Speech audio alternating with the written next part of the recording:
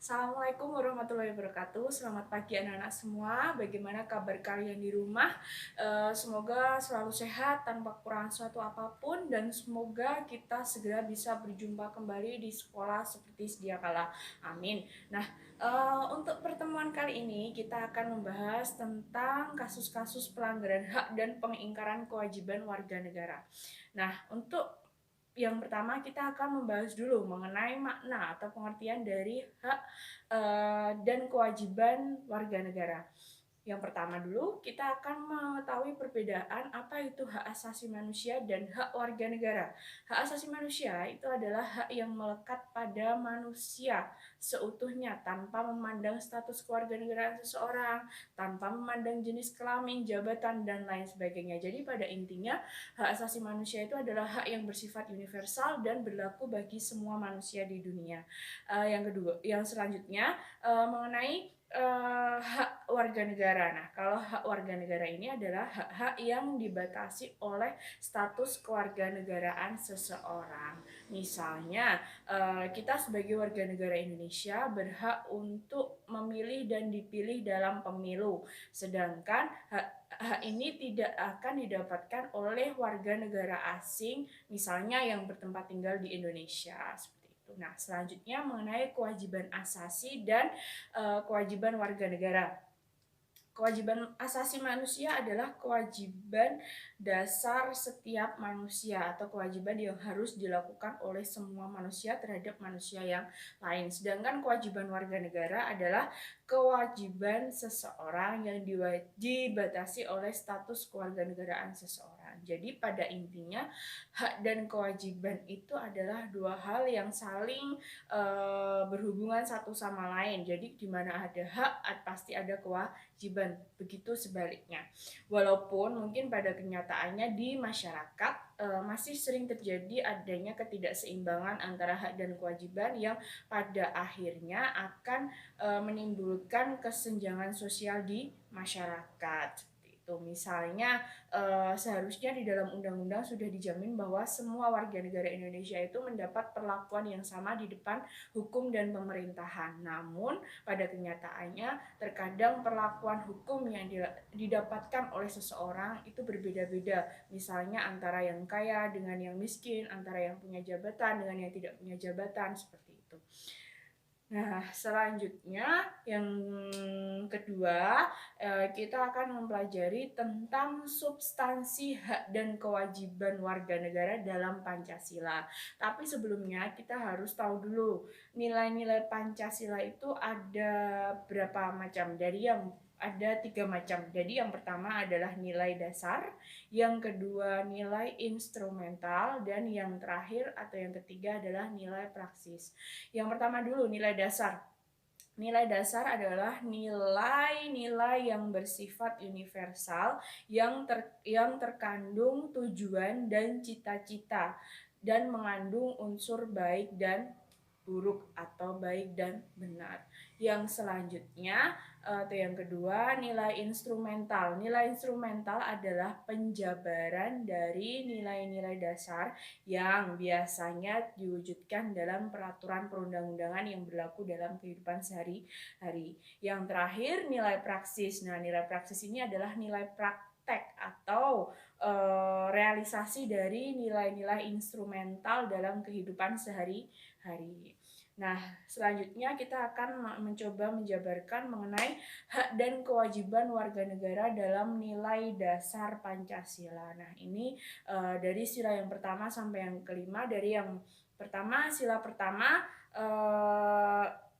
contohnya misalnya kita harus membina kerjasama dengan pemeluk agama lain, toleransi antar umat beragama, dan kita tidak boleh memaksakan suatu agama kepada orang lain. Sila kedua misalnya kita memperlakukan orang lain sesuai dengan harkat dan martabat manusia, mengakui persamaan derajat, mengembangkan nilai saling mencintai, saling menghormati, saling menghargai, dan suka atau gemar melakukan kegiatan-kegiatan kemanusiaan. Sila ketiga Sila ketiga, misalnya menempatkan kepentingan bangsa dan negara di atas kepentingan pribadi maupun kelompoknya, cinta tanah air, rela berkorban demi bangsa dan negara, mengembangkan persatuan dan kesatuan berdasarkan prinsip Bhinneka Tunggal Ika. Sila keempat, misalnya mengutamakan musyawarah mufakat untuk menyelesaikan sebuah permasalahan, tidak memaksakan kehendak kepada orang lain, memberikan kepercayaan kepada wakil-wakil rakyat yang telah kita pilih untuk duduk di dalam pemerintahan. Yang terakhir, sila kelima, misalnya mengembangkan sikap gotong royong dan kekeluargaan, tidak melakukan perbuatan yang merugikan kepentingan umum, dan suka bekerja keras. Nah, yang selanjutnya, hak dan kewajiban warga negara dalam nilai instrumental Pancasila. Seperti yang sudah saya sebutkan tadi, bahwa nilai instrumental itu adalah realisasi dari nilai-nilai dasar yang biasanya terwujud dalam peraturan perundang-undangan yang berlaku di negara kita. Misalnya jenis-jenis hak dan kewajiban warga negara itu tercantum dalam pasal 26 sampai pasal 34 UUD 1945. Silakan kalian bisa membuka sendiri pasal-pasal tersebut untuk mengetahui apa saja yang menjadi hak dan kewajiban warga negara dalam pasal tersebut. Yang selanjutnya, hak dan kewajiban warga negara dalam nilai praksis. Nah, kalau ini pasti kalian setiap hari sudah melakukannya, karena ini adalah realisasi dari nilai instrumental atau perbuatan-perbuatan kita yang dilakukan dalam kehidupan sehari-hari. Nah, yang ketiga, kasus-kasus pelanggaran hak dan pengingkaran kewajiban warga negara. Tapi sebelumnya kita harus tahu dulu penyebab terjadinya pelanggaran hak dan kewajiban warga negara itu apa saja. Yang pertama, sikap egois atau mementingkan diri sendiri, rendahnya kesadaran berbangsa dan bernegara, sikap tidak toleran atau sikap kurang saling menghargai satu sama lain, penyalahgunaan kekuasaan yang banyak terjadi di negara kita, ketidaktegasan aparat penegak hukum, dan yang terakhir adalah penyalahgunaan teknologi yang banyak sekali sekarang dilakukan karena memang perkembangan teknologi saat ini sangat berkembang dengan pesat. Kasus pelanggaran hak warga negara, contohnya apa saja? Dari yang pertama, proses penegakan hukum di Indonesia yang masih kurang tegas, kurang adil, misalnya adanya kasus suap atau perlakuan dari aparat penegak hukum yang berbeda terhadap seseorang yang melakukan suatu kesalahan, padahal secara jelas sudah diatur dalam pasal 27 ayat 1 UUD 1945 bahwa yang intinya bunyinya adalah setiap warga negara itu berhak mendapatkan perlakuan yang sama di depan hukum dan pemerintahan. Yang kedua, contohnya tingkat kemiskinan di Indonesia itu juga masih sangat tinggi. Padahal juga sudah jelas dijelaskan dalam pasal 27 ayat 2 UUD 1945 yang berbunyi bahwa tiap-tiap warga negara berhak mendapatkan pekerjaan dan penghidupan yang layak. Yang ketiga, makin merebaknya kasus pelanggaran HAM di negara kita seperti pembunuhan, pemerkosaan, pelecehan seksual, KDRT, dan lain sebagainya. Dan sebenarnya itu sudah diatur dalam pasal 28A sampai 28J UUD 1945 mengenai apa saja yang menjadi hak-hak dari warga negara. Yang keempat, yang terakhir, masih banyaknya angka putus sekolah bagi anak-anak di Indonesia. Padahal juga di undang-undang sudah tertera dengan jelas dalam pasal 31 ayat 1 UUD 45 yang menyatakan bahwa tiap-tiap warga negara berhak atas pendidikan. Jadi semoga permasalahan-permasalahan ini bisa segera teratasi. Yang selanjutnya, kasus-kasus pengingkaran kewajiban warga negara. Contohnya sangat banyak sekali dan mungkin kita sering menjalankannya. Misalnya yang pertama, yang paling sering kita lakukan, membuang sampah sembarangan, membuang sampah di sembarang tempat, membuang sampah di sungai, dan lain sebagainya.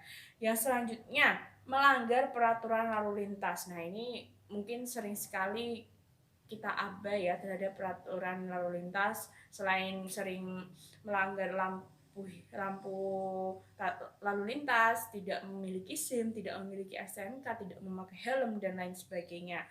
Yang selanjutnya, merusak fasilitas umum. Nah, ini juga sering terjadi, mencoret-coret tempat umum, merusak fasilitas-fasilitas seperti telepon umum, jalan-jalan umum, dan lain sebagainya.